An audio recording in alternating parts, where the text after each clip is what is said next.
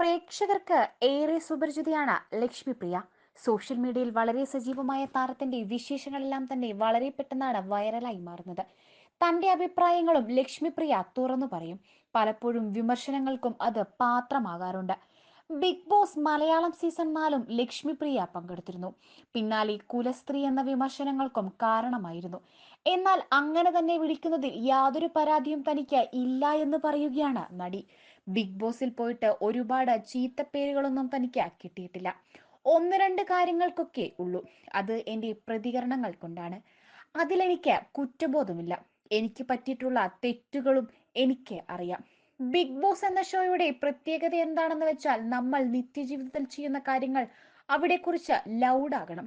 അങ്ങനെയാണ് പ്രേക്ഷകരുടെ ശ്രദ്ധ പിടിച്ചു പറ്റേണ്ടത്. എന്നെ കുലസ്ത്രീ എന്ന് വിളിക്കുന്നത് അഭിമാനമായി കാണുന്ന ഒരാളാണ് ഞാൻ.